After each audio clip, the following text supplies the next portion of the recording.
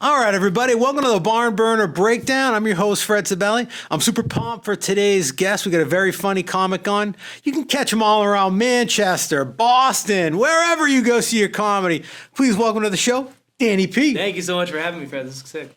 Dude, thanks for coming on. It's funny. I love it when I have a guest or I'm like, interviewing somebody that I actually haven't met before. Yeah. We're like online friends. That like happens in the comic community. Like, you follow other comics, you see their stuff, you like them, but you don't always either for whatever reason travel in the same circle or are playing in the same show. So I know of you, but I don't actually like know you. So I'm super glad you're on the show. I'm pumped too. I think it's great to like meet for the first time on this because we can go anywhere with the conversation, But it's cool because like we're like online friends, and you're one of the ones I haven't like grown to hate yet. You know what I mean? Give it time. Give it time. You know the ones we're talking about? Like you follow him and it's like, yo, I think I hate this person.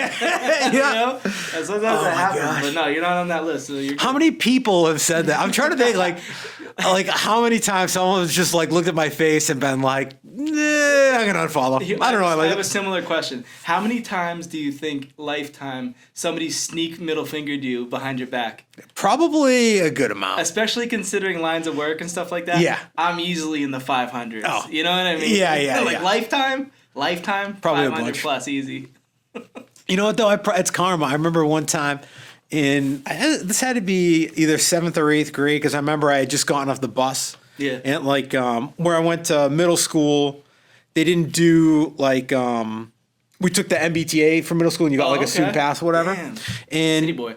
Yeah, it was Malden. It's not like too crazy, but yeah. I one time I remember I was like off the bus and it was me and my buddy Matt and there was a cop crossing the street and we're like I don't have like this like crazy problem with the cops or anything like that, but like for whatever reason I was like a punk kid. I was like give him the finger. I was being a jerk, and it was right in front of a hairdresser like storefront, and all of a sudden there was a knock on the window, and these two old ladies were like pointing at me like so disappointed, and I felt so bad for some reason. I don't know what it is. Like one of those memories that just stuck with me. I'm like, there's a couple of bootlicker old ladies anyway. Like, we love the cops. Like, get the fuck out. Yeah, get out of here, dude. They're dead now anyway. I don't care. They're definitely dead. It's like that movie Dirty Work. Dirty Work where Artie Lang, love Dirty. He moons the guys and he stops the car. Oh yeah, he was supposed to keep going. Yeah. Oh yeah, dude. Hell yeah. Sometimes like I have those moments. I'm sure this has got to be everybody, man. When you just like wake up in the middle of the night and you think of like those weird events that happen to you. You just like kind of shiver. I had this. This is like pretty soon after I met my wife. We had been dating only for like a couple months or so. Right on. So my wife is from Ipswich, and at the time she was living somewhere else, but her brother and his wife were living in Ipswich. Yeah. So we went to visit him for the day. We went out on his like boat and just like. We're chilling and had a great time, drinking a ton of beer. So we went to this restaurant called the Pub Street or Bridge Street Pub or something like that. Yeah. And there was this lady next to us. I was probably a little hammered. And there was like a table next to us and, they were eating food and we were walking out. And like, I didn't have anything malicious behind it whatsoever. But I looked at the person there. I was like, oh my God. I was like, you look just like Steve Buscemi. And it was a lady, and she looked up. First of all, Steve Buscemi's like not like this good look. It's like a kind of a tough comparison, but I love Steve Buscemi, so I wasn't thinking of it like that. You were just reverential. You were like, I love your chops. Yeah. And the look on this woman's face was a mix of like murderous rage and like embarrassment. That's brutal. And my wife's family was just like, who is this kid that you brought up? And I just walked out. Oh my God. I still, every once in a while, I like wake up I'm like Steve Buscemi. Like I just twitch. I can't, I don't know. Yeah. I'm a piece of garbage. If she had bulging eyes, though, I mean, there's only one comparison to be had. There was some glaucoma going on in those eyes, man. It was bad. It was pretty bad. Oh. She wanted to jam the fork she was eating within my eye socket and kill me. I saw a theory the other day that the Steve Buscemi character in, what is it, Billy Madison, where he called is it Happy Gilmore? Which is the one where he calls him? It's Billy Madison. Billy Madison. Yeah, yeah. And he puts lipstick on. Same one, same Steve Buscemi character that's in Con Air, like in the. Oh, the like kill- it's the same, like he goes in the killing streak, and then he gets in jail, and then he goes on the plane. Yes. It's kind of a wild theory, but. Oh, what the hell? His name's gonna drive me crazy Oh, now. shit, I'm not gonna That's why they did like That's the when little he gets kids an song. iPad. I'm gonna try to. This, you know what I need? I feel like it's only for like fancy podcasts or podcasts that are cool. Yeah. They have somebody that pulls all this up for you, so it just happens. Yeah, you need a lackey that just like wants I know. to be around you and accepts no payment. Nobody wants to be around me. I also like am not good with this iPad. It's like kind of new. I figured what's Con Air. I'll think of an embarrassing story to try to even the tables here while you do that. I have a lot. You can imagine I'm full of those embarrassing stories. What one comes to mind? This one comes to mind. It's embarrassing. It's almost like equally. Garland Green. Garland Green. That's such a good. Oh my God. Name. Dude, I love those theories of like Movie theories. Intertwined movies. Like, universe shit. yeah. I bet there's like there's some way to tie in like Stu Buscemi and The Sopranos in that too, because he was in the can for a while on that as well. Right? Yeah. Put it all together. There's somebody out there that's got the yarn and the bulletin board in their bedroom, and they're making connections. Yeah. All right. So embarrassing. I'm trying to give you like I'm trying to even the odds with you so you don't feel okay. like Let's you're hear the only awkward guy. So English class, college, we were like it was a lesson about like similes and metaphors and that kind of stuff, and it was like they were giving examples like it was dark as night and da da da da, and it's like, and you could say you could like give a name to like a profession, and like you could call it this thing, and it's like it's the equivalent of like giving it like a simile. Or a metaphor, and it's like, for instance, a tattoo artist could be, and me and this girl at the same time, we like raised our hand, but we said it, like we didn't wait to be called on, and we both said the phrase, and sounds so, ink digger. Like that was what it's the most random, arbitrary thing, but the way that she looked at me, when she realized I said the exact same arbitrary thing as her at Ink the exact digger. same, and nobody would say that. Sounds like a hot octopus. It doesn't even make I dig her. But she went back to her desk. She didn't make eye contact with me for the rest of class and bolted, dude. Just Like took she off. did that. I never saw her again. Yeah. Maybe she was there to teach me a lesson. She might have been Maybe. like some like It's a Wonderful Life like spirit or something. Yeah. Teach me So how to wait do till that. somebody calls on you and before you just speak come out. up with better fucking metaphors. Oh, dude, I'm terrible with metaphors. Sometimes I think things in my mind are going to be so good and like the best thing ever. And then when I say them out loud, they're Okay. just terrible. So the wordplay thing isn't what attracted you to comedy, it sounds like. It is, but I do, a lot of my jokes are like wordplay, almost like not daddy jokes. That's a whole other lane. Yeah, that's something different. But like dad-ish style jokes. Yeah. But it's more so, not so much like with a joke on stage, because I usually have written it out like a ton of times before I've like went on said it, but more so if I'm just out or like at work or just out with my wife and I just say something so stupid and almost borderline insulting to everybody around me that they had to listen to me say it, that I go home a lot thinking about life. You're a reflector. I reflect a lot. I'm like, why did I Using do it to that? unpack. Yeah, Oh, my gosh. Absolutely. Dude, how long have you been doing comedy for? It's a little over 2 years, and I'm probably yeah. going to say that for like another year and a half. Yeah. You That's might- like the same. You same want for to me. underplay the first little stretch where you sucked and just say, it's only been this long. Yeah. But yeah, something like 2.5, something like that. Oh, nice. And you started, I think you said in the Manchester In area. Manchester during the pandemic, and was going out of my mind, and it was similar. Well, this is, I mean, you talk about fights and stuff on this pod a lot. I was into jiu-jitsu already, right? So I was like doing that solidly. Had to stop because of pandemic, so I was losing my mind that way. But similarly to the way I found that, I realized in Manchester there was stuff right under my nose that I had no idea. Yeah. And it was like, there was VHS tapes at my dad's house, dirty joke, the old Totally Gross joke books. You should look those Yeah. up on Amazon or whatever. Get a couple of them. He had all those. He had like the George Carlin VHS tapes and whatever. We used to tape off like Black Box HBO, like Oh, yeah. rip the stuff because we would only have it for a limited time. So all that was like underneath the hood, and then the pandemic just catalyzed it, made my brain break in just the right way where I needed to do something with it, and it's just like, all right, cool. I'm just gonna make an ass out of myself here. Instead of it on the mats, you know, Yeah. because it's like I was never top of that class. Let's be honest with ourselves. Yeah. But yeah, it showed up. It's it's at this bar, Strange Brew Tavern in Manchester, and normally it's upstairs. They call it the Laugh Attic, right? But during pandemic, it was on the main floor, so it was like what a lot of mics kind of can struggle with, which is just the random people that are in and out, and they're at the bar and they're not paying attention. So I had to start with that, and I think that helped to some degree to, like, you know, refine stuff and do stuff differently. And then once I realized, like, once they started moving back upstairs, I had never been up there, and I was like, oh, wait, this is way better. Yeah. Because it's like a clubhouse feel, and, like, you know, people that come up are there intentionally. There's, like, a little chalkboard that, like, points you up in the direction of it.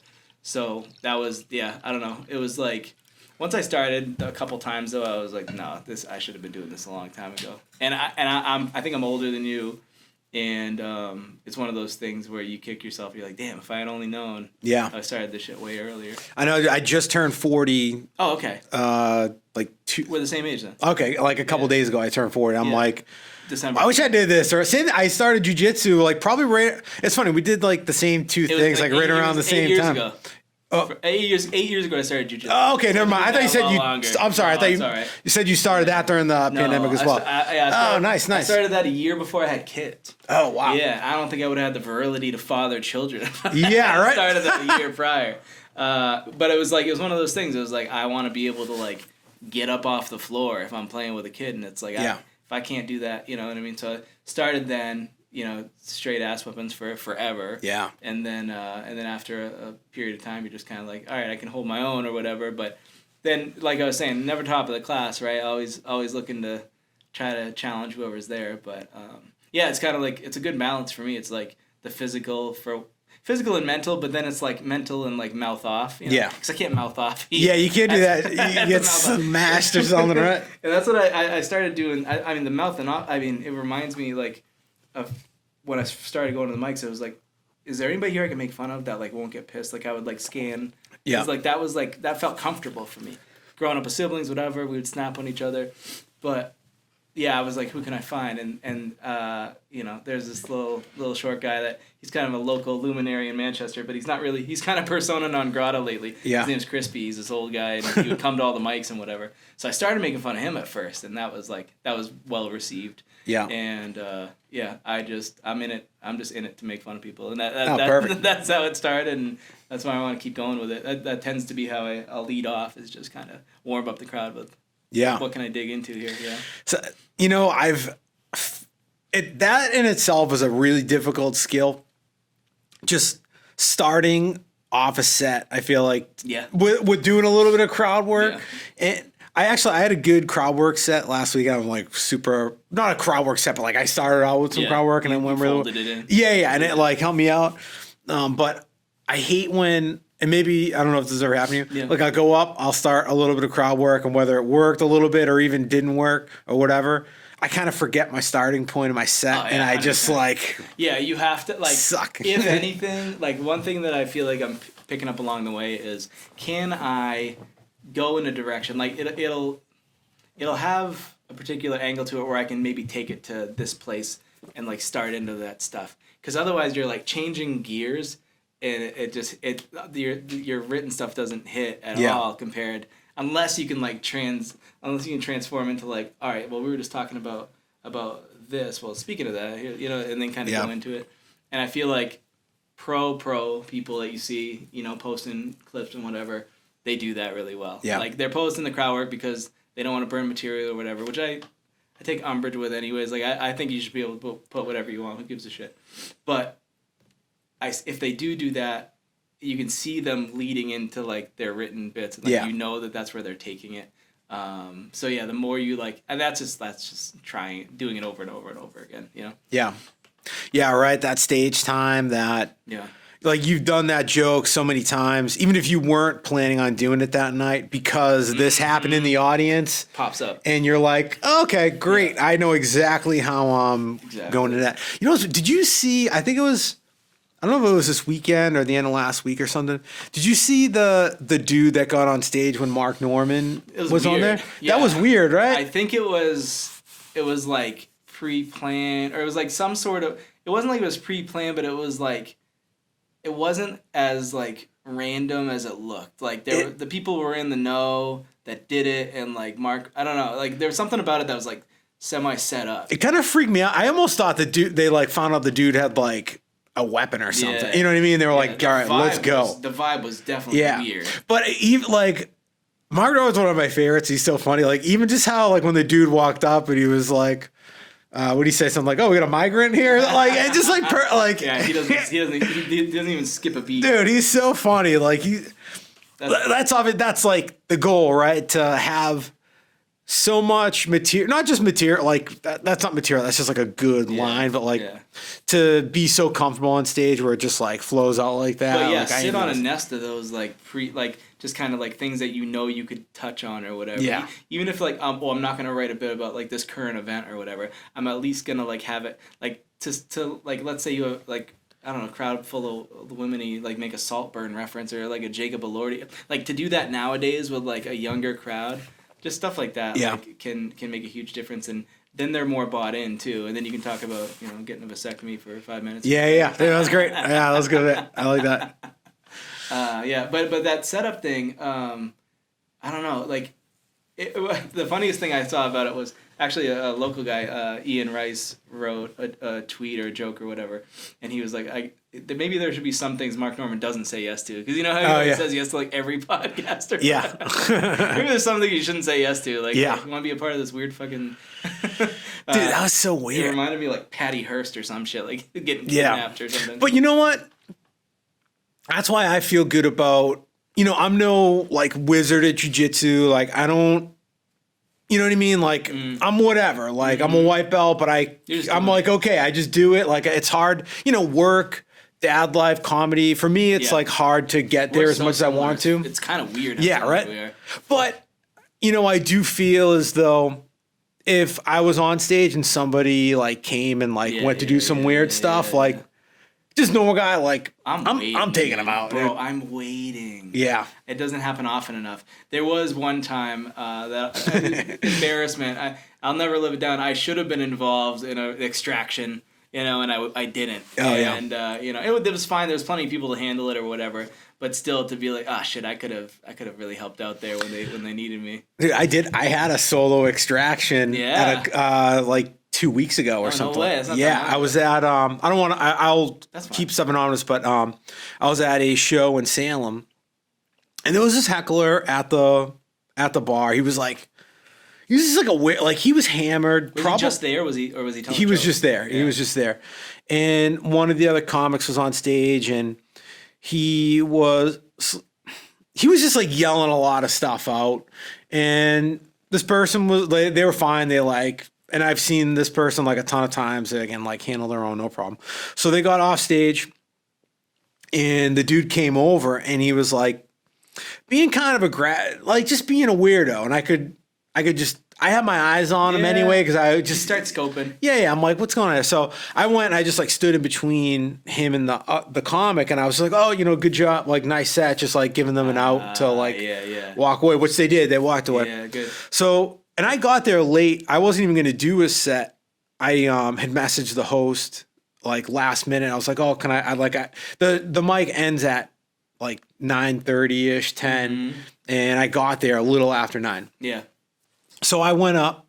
I was like second to last. Then the other last comic went up, and then the host was doing like a raffle or like selling off something for like, you know, to go towards the comics. And that dude, I saw him. I'm like, now he's coming a little bit closer, and he's, you know what I mean? I know. I'm like, all right, let's what's up? Like, what's going on? So he comes over and he like sort of like tickled one of the patrons that was there, this dude. But I'm like, I don't know if they know each other. So I'm like, all right, whatever. Like, I'm not getting involved. And then he came over towards the host and he like lunged at them and he like to like tickle their waist and like grab them. Oh shit. So, but I had like I was like right next to those because I was actually helping them like hold the mic while they were doing the bucket or whatever it was. Sure. So I just like arm dragged the dude and I got in like really close, like hip to hip. I had his arm and I had my shoulder right by his arm. I know, dude, it was kind of cool. But the dude was like skinnier than me. I had good wrist control, but he was a little taller than me. Yeah, kind of wiry. Wire. And he like made that quick, like what? And I was like, all right, dude. I was like, you got to go. Like, I was like, you can't like put your hand. And like the host like yelled and like moved away, like clearly not happy with it.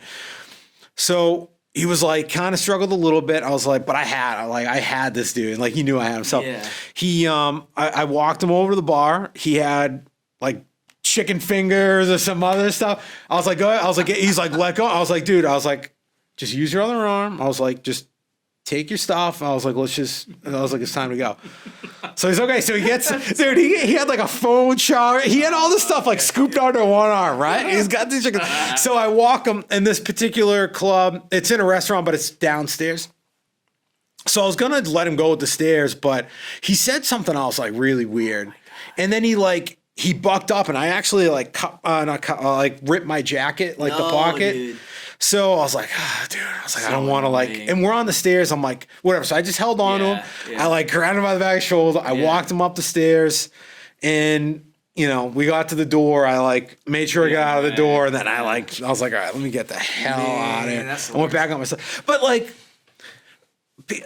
it's just weird. Like you never know like who's going to do something at any time. And like, I feel like I have that kind of jiu-jitsu in my pocket where like some dude like that, I feel right. I'm like you said, like I'm waiting. I'm not waiting, but like I'm ready. Like I don't want the listeners to get the wrong idea. We're not waiting to kick the shit. But I know what you mean when you say that. But you're like we know that if something goes down, we feel confident that we can hold our own. And like that's not why we started, but it's a nice byproduct of you know having that under your belt. No pun intended. But like but seriously, it's like it's not you know, it's not every day that happens, but it's like better to be the fucking, what do they say? Better to be the warrior in the garden than the gardener in the war. You know? Yeah. So, that's a great quote. Yeah, just to be prepared is nice. And if nothing else, it's always about diffusing situations. That's all you did. You didn't hurt anybody. Yeah. You kept control. I could have smashed them. You could have done whatever you wanted. Smashed them. But you didn't, and that shows your training, right? Yeah. Because you just literally kept control of the situation until you could release them into the wild. You know what I mean? That's the name of the game, and that's doing it right. Yeah, I work, and I'm not going to talk too much about work, but like I work with clients that have extensive aggressive or self-injurious behavior. So I'm also CPI trained and I'm a CPI certifier. Yeah. So like I do have that kind of de-escalation stuff too, but like it's just when you're in a barroom scenario, it's weird because like people have weapons, people like do stupid stuff and you just don't know. And we got families too. And like I always think about that. Like if I was like out with my family and somebody did something, like my reaction might have been very different, you know, or if this is like 20 years ago, like my reaction probably would have been a lot different too, dude. I would have been all over it. But I was drinking. Oh, dude, I know. I wasn't drinking, but if I was, who knows? But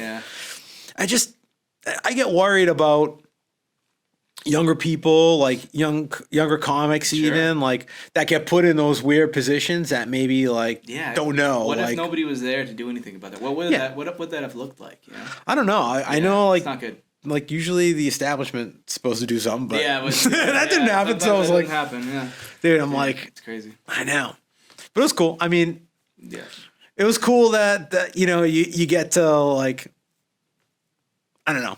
Just like defuse without going like crazy. Do you know like Matt Serra at all? I know. I'm familiar with him. He's got a great video, guys. Check out Matt Serra, Las Vegas. It was actually the night before, I think he got inducted to the UFC Hall of Fame. Okay.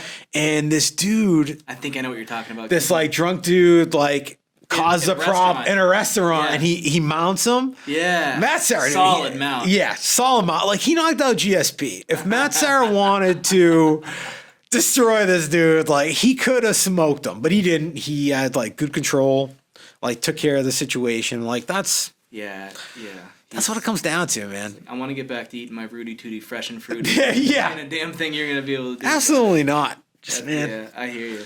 Hey, back on the clients with the self-injurious behavior. Here's a fun fact for you. In a past life, I worked with a kid in first grade, who had special needs, and by the time he was in seventh grade, he appeared on Oprah. Oh, wow. For threatening violence towards his mom, like chasing her around with a kitchen knife. Wow. So like to watch cable TV and to see Oprah. that same kid, Oprah of all people. Mind blowing shit. But yeah, first grade, you kind of you knew that there You were had an troubling idea times there's problems ahead. coming. Yeah. But yeah, another similarity. I just wanted to notate that real quick. Dude, we're like, this is crazy. This is insane. Yeah, separated at birth shit. I know, right? Oh my God. That's we're a couple months apart, so like that mother would have been intensely pissed off to not have the second baby. I know. Oh, dude, my head. I look at You got a big baby head? pictures. My baby pictures. My head was enormous, man. Same. My little kid's got a big head too. Like Yep. he just started. Like, how old are your kids? 4 and 7. 4 and 7. Okay, so definitely a little. My son just turned. I shouldn't say just turned 1. He's like a. Oh, nice. He'll be like a year and a half. That's awesome. He was a year and a half this month. That's a great time.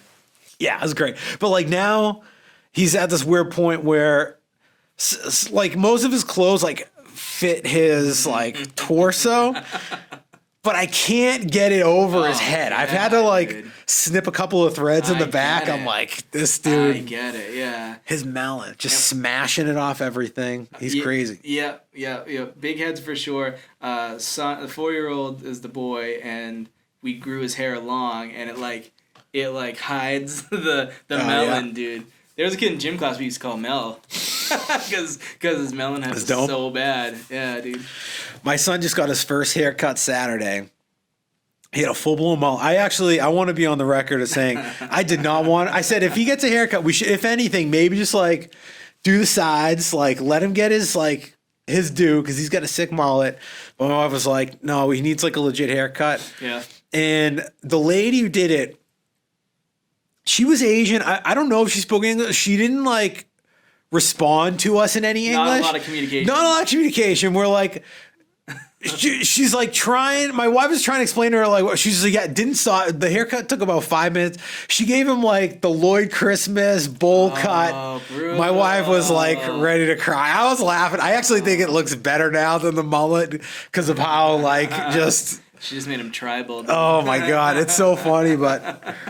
He was so mad. He was so pissed off about his haircut. Did he think it would hurt or whatever? I don't even know. He just he took the first couple of snips, and then I think there was like this weird like amount of attention going his way. And my wife, I think, all of a sudden looked terrified when the lady just started like hacking away at this hair, and he saw my wife's face and was like, I'll never forget when my dad inadvertently told like the hairdresser to give my sister bangs when my mom wasn't around. Oh, Cut bangs into the bitch without knowing, and then she comes home, dude. The reaming that he got for the next week. I bet. I was a kid. I'll never you still forget. remember it. Oh yeah, it's imprinted, dude. It's seared in there. I love pictures of my sister with her bangs. Like my sister had the gnarliest bangs that were like crooked teeth, like pre-braces, like crazy bangs. Older than me. She's older than me. You. So she actually used to beat the shit out. Like she used to pick on me. Shots at her. Oh my God! I will take every shot. I love her to death. I have an older sister and a younger brother. I'm the middle child. Younger sister, older brother, middle child. Told you, guys. What the hell is going on here? Oh my gosh! But I will take whatever shots I can get at her. She knows I love her. But yeah, it changes though. I think what about when you were kids? Were you guys at each other's necks or what? Like legit? Because like I was just telling this story. I used to fight with my brother all the time. yeah, you know, my sister and I were really close. We were almost Irish twins. We're like 13 months apart. So we didn't really fight. I mean, we like, you know, whatever, but nothing like crazy. We were still tight. Yeah. And then my younger brother's a little bit on we have like a 4-year difference. So we would like fight here and there, but I couldn't like He was like significantly small. Yeah, Where I so was like like, then, yeah, if I 4 beat him years. up, it would have been like bad. And what was it? You said Irish twins. So 4 years from my younger sister, 2 years from my older brother. So Oh, okay. like a little bit further, but 2 years was enough to be like contentious. Yeah. So we would fight all the time, and then like we both go to college, or whatever, and you think, oh well, that's over with. Like we used to fight in high school, and now it's over. I come home, I bring a girl with me, and he's there, and like we don't see each other except for when we're home or whatever. And he starts needling, he starts digging in, he starts saying this, that, and the other thing.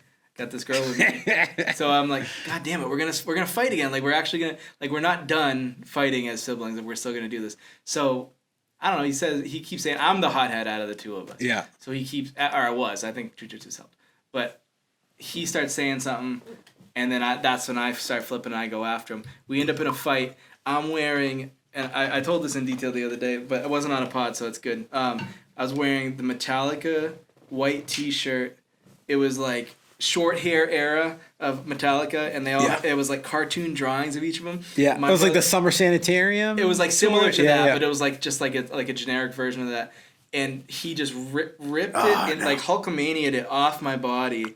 While this chick is just sitting on the couch, dude. She's just watching us get into this crazy fight, and I end up shirtless. Yeah. And like his nose like wasn't bleeding from the nostril, like from the side. Yeah, you got it. We looked so stupid in front of this chick, bro. It was unbelievable. Yeah, So that's dumb. sick. Yeah. And then then now it's like it's a bygone era. Now he plays with the kids and whatever, and he hangs out and this and that. But it's just funny to look back and be like, damn, we were at each other's throats. Yeah.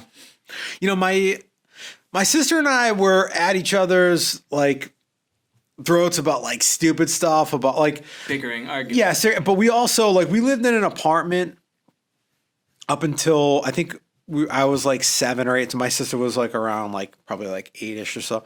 But we shared a room. Yeah. So it's like a weird dynamic. Like my brother's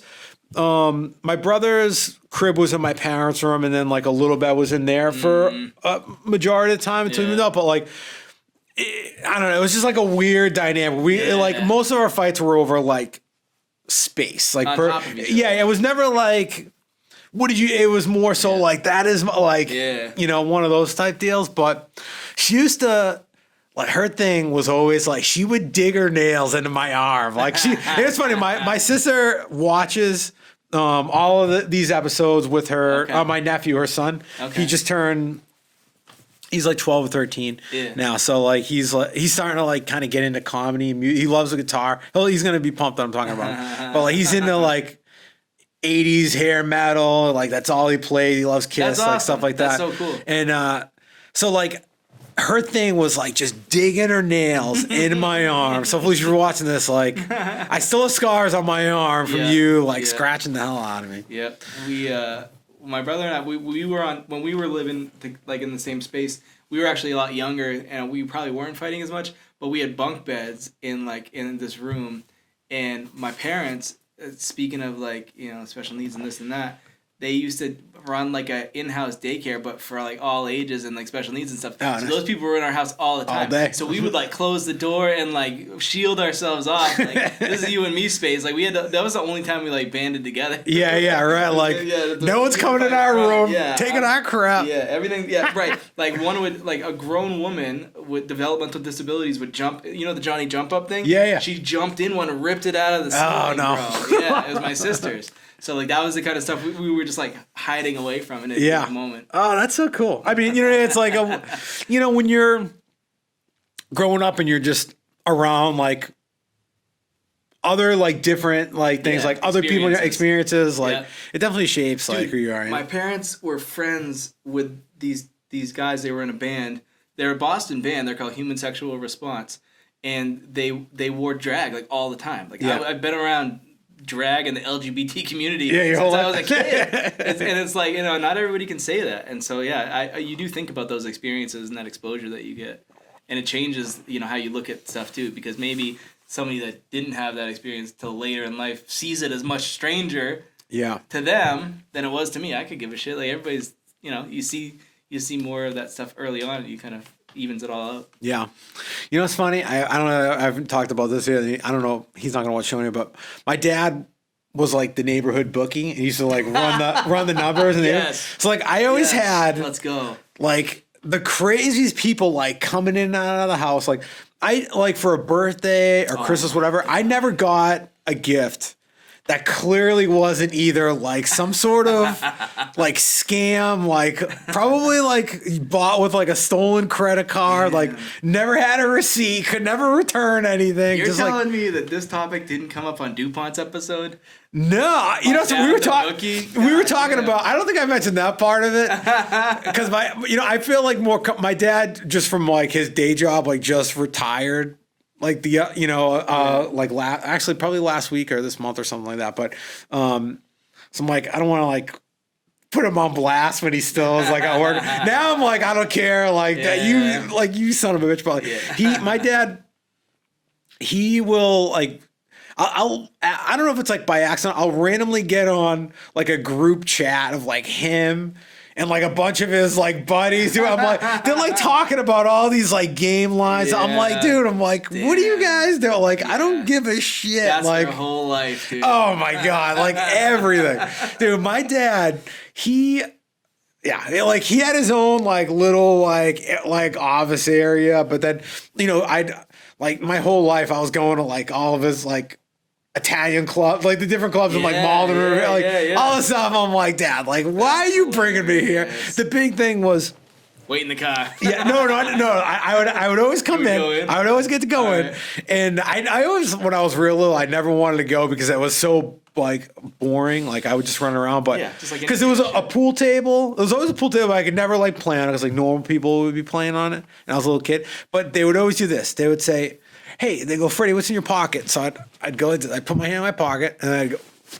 I give them the finger, and then they'd be like, and they like give me $1. So like that was the thing. Like me and my brother, like we'd go around, like, hey, what's in your pocket? That's fantastic. And like you'd get like $1, and they'd be like, they did have a cool at the one I'd go to a lot, not skee ball, but it looks like a little like mini bowling alley, and you get like the little Shuffleboard. it's like the shuffleboard thing, and you do it's and they like the things lift up. Absolutely. Dude, I played that thing. I haven't played one of those in a while, but I felt like I was maybe like the greatest person to ever play that game because I played it so much. Legend. I was, oh my God, Hell yeah. yeah. That's awesome. I'm like, stop texting me about your like. First of all, it's always like I can't believe your dad texts. it's like dude. If it's something important I text him about, he never answers me. And so like he tries to play this game where you're like, oh, I'm old, I don't know how to text. And then I see him sending like memes and all these lines. I'm like, dude, you know how to text. Stop being a jerk off and just like answer a normal text. My dad probably knows more than he lets on. Oh my God. So it's brutal. So my old man's social sort of endeavors when we were kids, he worked at the state liquor store, so New Hampshire state-run liquor stores, right? So it was like, he worked at this one store. He was there 30 years. So anybody who came through, like there was people buy a plastic, Zenka bottle a day. Yeah. Like so he had regulars that you'd see all the time, and then eventually it was like they would have liquor store parties. So like they would come to all those people and the employees and whatever would come to the house, and this was the party of the people that worked at the store that had the booze. So like that all came back to the house with them, and we didn't sleep a wink those nights. We would stay up with them, and it was like, it wasn't the middle finger in the pocket, but it might as well have been. It was all that kind of stuff. Like, what can I get away with? Yeah, dude, it's always like that. And I wonder too, like how much of it, like I'll probably do with my kid that he's gonna remember. With like when my friends come over, like like. So I started my own podcast, and now I have a guy coming over, Robbie Partridge, another comedian from New Hampshire, and he met my daughter because didn't go because same thing as like I was telling you off air, like I'm trying to put him to bed and then to get up, and so we're downstairs, we're starting to record this thing, and then she comes down and it's like, oh, well, here's Robbie. It's like you're gonna meet all these comedians now or whatever. So I feel like that's in her future. And how are your kids with sleeping, as like toddlers? I think there's like spells, right? So like there's a period of time where it's like bliss because they conk out so hard, and then all of a sudden there'll just be like this weird stint of like, hey, they're getting up 2 or 3 times a night. My son is like, he's like I have a boo boo, my leg hurts. And it's like I know damn well you didn't injure yourself in the you're surrounded by pillows. It's like the most comfortable bed on earth. This is not possible. But I always liken it to like when you see those evangelical like sermons on TV and like the guy is like. I came to the church and I'm not gay no more. And he like runs up and down the aisles. That's my favorite clip. The minute you know exactly what I'm talking about. The minute you bring the iPad out, he's that guy. Yeah. He's up and down the aisle. It's like there's like Family Feud theme song. Yeah. He's up and down. He's like up and down his room. He's like happy as shit. That's all it is. It's a game. It's a game, and he plays it off like he's hurt, and that messes with my head, bro. Yeah. My kids, I feel like I got very lucky. When he was real little, right out of the hospital, it's like, touch and go. You're like, whatever. Yeah. From like right around like 6 to 7 months, I can maybe count on one hand how many times he's gotten up in the middle of the night. Yeah, but like my brother, I know like he's told me, and like another one of my buddies that recently just had a baby, that like they've done like almost like the same exact things that I've done, but like, the kid just won't sleep. Mm-hmm. And now, like, my wife and I are talking about, having another kid, and I'm like, I don't want to, like, get unlucky. It's like, it's tough. I, like, remember those days, like, the, month 1 through 4. It's, like, brutal. There's so many good things about it, but then there's, like, it's like, that's all about what you're willing to withstand. And I just remember just tanking everywhere else in life because I had no sleep. Yeah. So like I just had to accept the fact that I was gonna be crappy at my job. I was gonna be like my wife and I were like gonna talk a little bit or whatever, but then we're like gonna sleep more often than we were gonna like catch up with each other just because we had a survival. So you have to like weigh those odds out. For the record, you're probably gonna do it. You'll have another kid. Yeah, I know. I'm gonna call your dad up and make a bookie. Like, just make a. Hey, what's the line? What's the over under on Freddie having a kid? Yeah, it is like it's like the best thought in the world. Like it's awesome, but it's also it's scary. It's hard. It's I close for business, bro. I'm done. I worry no more. Yeah, guys, check out Danny's Instagram. He is closed up for business. What was that like? Like when you go in for a procedure. I mean, any procedure is like kind of scary, you know, whatever. I've had like a couple of surgeries, but when you go in for a vasectomy, do you have that moment when you're like there and you're getting ready to go and you're like, they expect you to. They expect you to like turn tail and they expect you to like fly out of there with like a person shaped hole in the side of the hospital. Because like they ask you like a bunch of times before you do it, like, are you sure? Are you sure? Because I think there's some like guilty conscience thing where they're like, are we like stopping like society from advancing by like not allowing people to like have more children or whatever? So they ask you like a bunch of times, and if you're not sure, they'll keep needling you until like you make a decision or whatever. But like I was steadfast. Like there was nothing in me that was like maybe. Like I was totally down. You did your deed. You're good. Yeah, like, and then you helped out society. Yeah, and I'm happy. My kids are great. They're the best, and I don't. Not that anything else would be a chance, but also like, we're just not gonna. Even from a financial respect, just like. To do 3 for me was like I'd rather I don't even know what this kid's gonna be like. They could be a bigger asshole than these two. I know. And I could be out whatever that estimate is of however many tens of thousands of dollars a kid is said to cost you lifetime. There's some fact about that. But so not doing that and making that call. But then like the procedure itself, it's like you can do it like an awake procedure. You could be looking the doctor in the face while they're like rifling through. I didn't go that route. I got knocked out. Put me under. Yeah. I think I would have to do that too. I don't know. I didn't have a choice. The doctor was like, "Hey, the way your tubes are set up, I can't even get in there like the way I want to." So he put me under. Said they were too big. That'd be crazy if I went in for a vasectomy and they're like, do you know a guy named Danny? Because you have very similar tubes. It's almost like you're the same person. You guys are like so similar. You know what? I'm like jumping around, but I always like to do a little research before Okay, the cool. show. But I thought, were you in a hardcore band around Yeah, here? I was in like metal hardcore like hybrid bands in college. So like in high school, so you grew up in Malden, just outside the city, MBTA adjacent.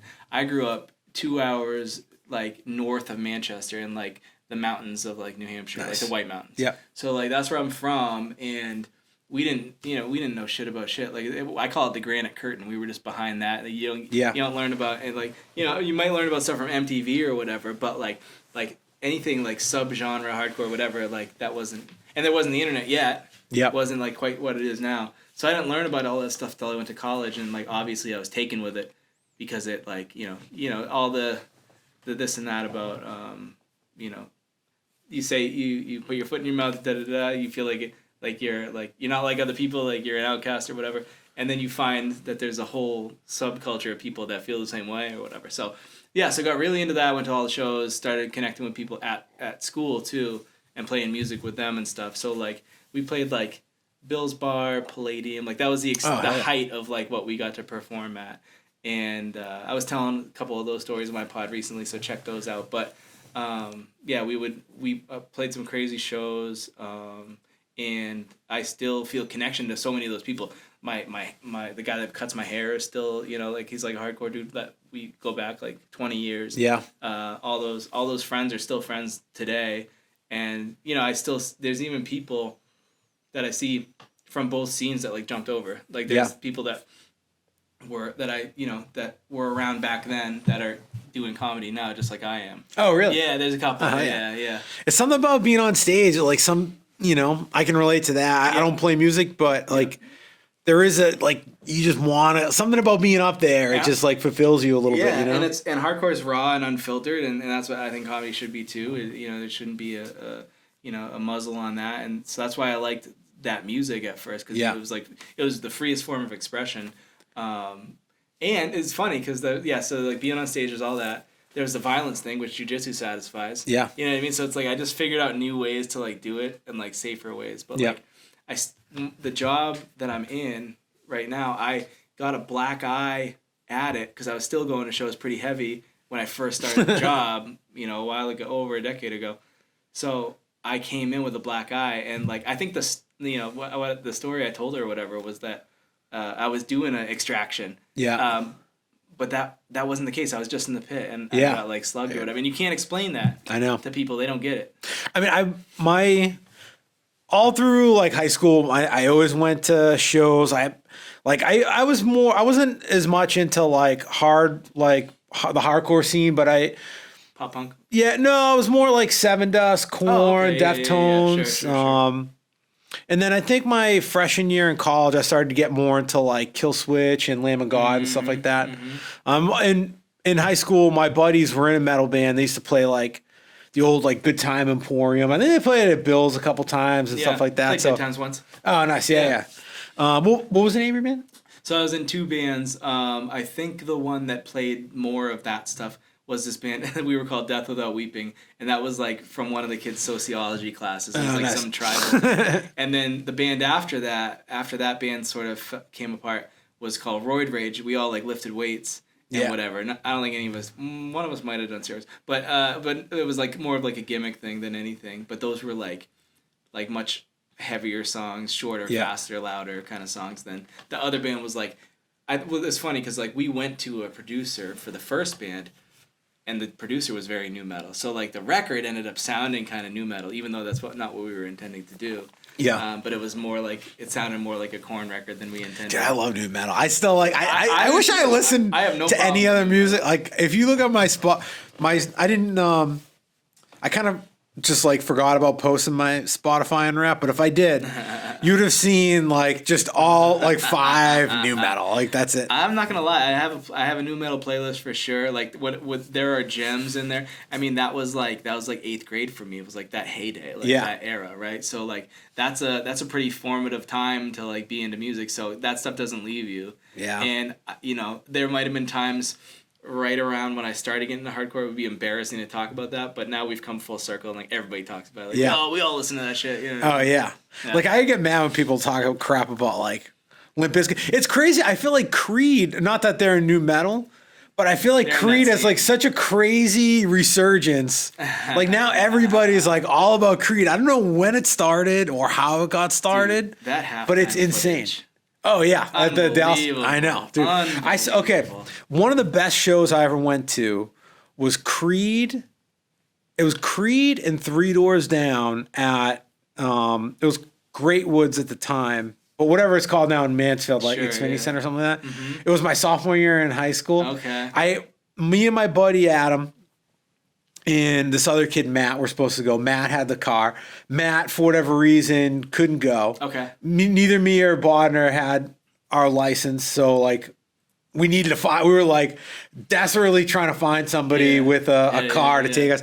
We finally found this one dude. Like last minute, we're flying down there. We like just made it. Just as Three Doors Down was going on. It was like it was such a good show. Those are- but I love concert stories too of like getting to the show and like Yeah. coming home from the show, like all The best, all right? the stuff that happens or whatever. what was your first concert? So I was waiting for you to ask Yeah. this because it's a great story. So the first one I went to like on my own, I was 17, and me and one I think two friends, my cousin and one of my friends drove to Lewiston, Maine, to see Pantera. Oh, hell yeah. So it was Pantera, Morbid Angel, Soulfly, Nothing Face. That was the lineup. Yeah. And it was a crazy show. It was really good.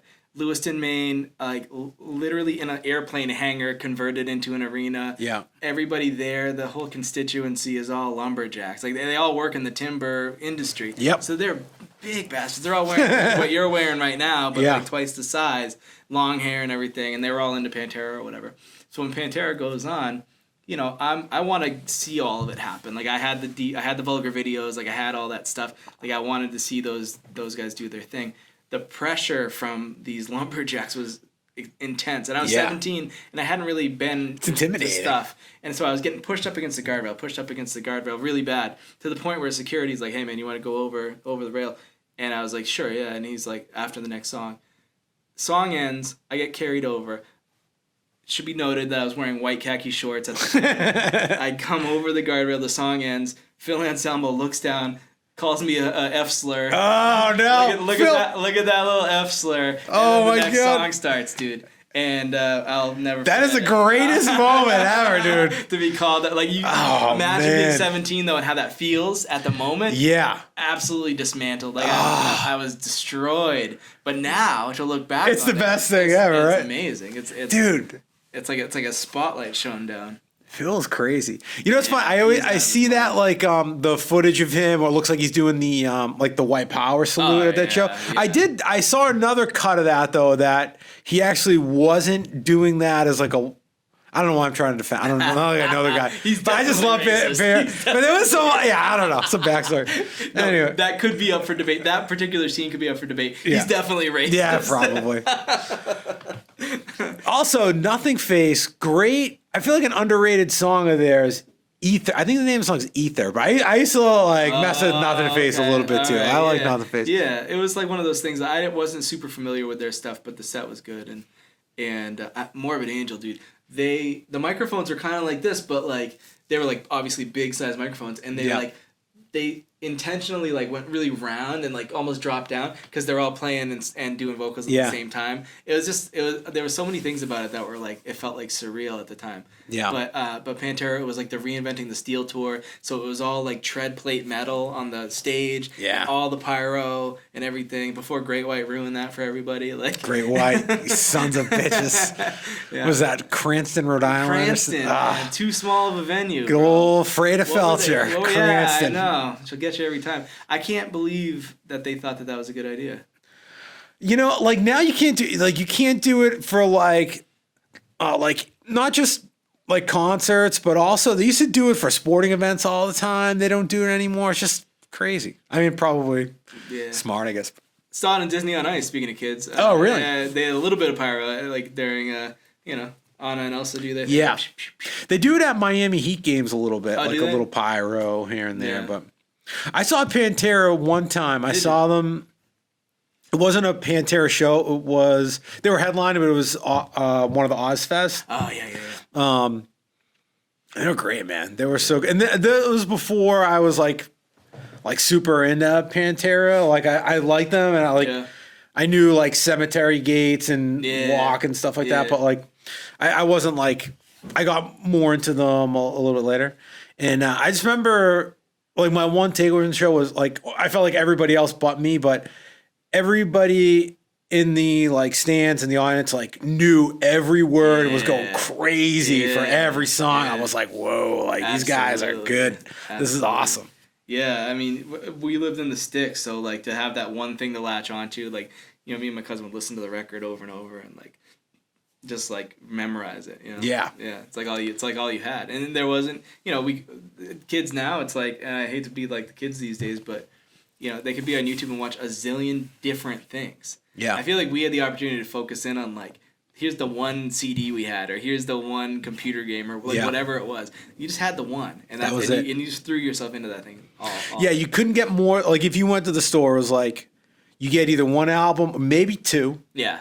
Because if you got more than two CDs, then you sort of like it got lost in the shuffle a little bit. You know, would get like mislaid or whatever. Yeah, I would usually, if I had some money in my pocket, money burning a hole in my pocket, I'd like go to Newberry Comics or Strawberries. Yeah. Strawberries, there was I don't know if they had any Strawberries in New Hampshire. It was like kind of a local chain. Yeah, it was like maybe Southern New Hampshire at most, but like I always saw it or heard it talked about in the radio, and I was like, I've never heard of that shit in my life. You know what's cool about Strawberries? Like you could get concert tickets there. That's another thing. Like you'd have to like go to like get a concert ticket. Yeah. So Strawberries, the one in, not all the Strawberries, but the one in Everett, you could go to get certain venues tickets there. It wasn't Ticketmaster, I don't think, but like, but if it was like, if it was a somewhat local show, you could. Yeah. And for Ticketmaster shows, what I would do, this is my Nana actually taught me this. Uh-huh. So my Nana worked at Filene's for like, forever. And I think it got bought out by Macy's, but when it was still Filene's, they had a Ticketmaster vendor in Filene's. Like if you went to this one little customer service thing in the back. So whenever a concert would come on deck, and like people would be waiting in like crazy lines at the Garden. Dude, I would be at Filene's waiting for that thing to, as soon as it opened, I'd be like, oh, let me get amazing. So that like worked out. Strawberries, it's funny, my dad thought I was gay one time for a week. Okay. So I went to Strawberries. I don't know why I'm thinking of this story. Remember like bands would play free concerts, all like new. It was like a big new metal band thing. Yeah. So, Stained was playing a free show. You knew they were playing a free show that night in Boston because they like made the announcement, but you didn't know like where you could get tickets or like what time. And then so me and my buddy bought and are like waiting, but we usually knew like Strawberry was like a pretty good, like you could usually get tickets. Sure.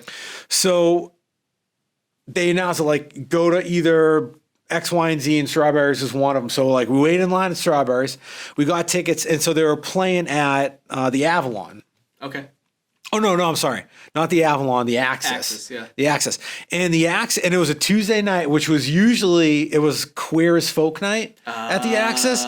So I told my dad in passing, I was like, oh, I'm going to a concert at the Axis, and he's like, okay, and then like. Whatever, I went to the show, it was great, and then like he was like acting a little funny around me for like a week, and then I got this like note from him with like the cutout from like the newspaper. It was like Access, like Queer, like in the Herald they like had the advertisement, and it was like do whatever you want to do, like just talk to your mother about like some weird stuff like that. I'm like, that dude, like amazing. What are you talking about? But amazing. I'm like, I'm not gay. Like, what do you care? Like, it's Queer as Folk night. Oh my gosh. Yeah. Access is where I saw Killswitch Engage and Limbo. Oh hell yeah. Yeah. Dude. They used to. I saw them tour. I don't think it was at Access. I think I saw them at what's the one next to BU? The Paradise, right? Yeah. I think I saw them at the Paradise. Oh, okay. That's a pretty good venue to see them. Yeah, Paradise was cool. Dude, the old Access and old Avalon were dope, man. Yeah. People forget. The House of Blues is cool. It's like But cool venue, other but hands down venues were even better. yeah. So I would come from UNH had an Amtrak stop, so I could take the Amtrak Yeah. into Boston.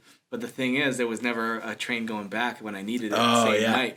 Every time I lucked out, I that was the cool thing about the scene was like you might have known a couple people here or there, and you might get lucky and get a ride. And I just so happened anytime I did that, there was somebody I knew there that could give me a ride back to New Hampshire. Yeah. It's crazy. That's sick. Do you remember The Undertaker from the Mosh Pits? You know, if I say, you know what I'm talking about? It's like the Undertaker. Yeah, Of dude. course. I always talk about like nobody like that's how I feel like I like know somebody's like legit if they really went to shows on the Mosh yeah. Pits. I Like remember him. if you were in the pit, like you know the Undertaker. Palladium had his cast of characters. There was Palladium's dope. Big Chris. Dude wore like blaze yellow. Yeah. And he was like 6'5", like 400 pounds. And he was this Big Chris. And like we would all use him to run up his back and just like stage dive and like jump on people and shit. Yeah. But he was always there.